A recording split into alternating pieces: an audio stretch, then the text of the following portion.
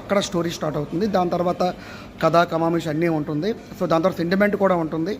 ఏదైతే వాళ్ళ అన్నయ్య దూరం పెట్టాడో వాళ్ళ అన్నయ్య మళ్ళీ దగ్గరయ్యే ప్రయత్నం కూడా ఉంటుంది.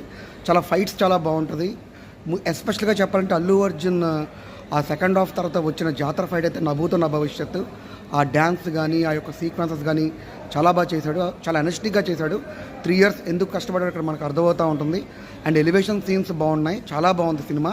నాకైతే బాగా నచ్చింది. సెకండ్ హాఫ్లో చిన్న 5 minutes చిన్న లాగ్ అనిపించినా ఓవరాల్గా సినిమా అయితే చాలా బాగుంది. దీంట్లో ప్లస్ పాయింట్స్ ఏంటంటే రష్మిక అండ్ మన Allu Arjun pair, Devi Sri background music, songs బాగున్నాయి, సుకుమార్ గారి టేకింగ్, డైలాగ్స్, ఫోటోగ్రఫీ అన్నీ బాగున్నాయి. చిన్న సెకండ్ హాఫ్ చిన్న డ్రాబ్యాక్ ఉన్న సినిమా మొత్తం చాలా బాగుంది. నా రేటింగ్ అయితే 5కి 3.75 అండి. ఖచ్చితంగా అందరూ చూడదగ్గ సినిమా లెంత్ అని మీరేం ఆలోచించవద్దు. సినిమా హ్యాపీగా ఎంజాయ్ చేయండి. సో సినిమా అయితే నాకు నచ్చింది. My rating 3.75. Thanks lot. మీ Nandu signing of. Thank you.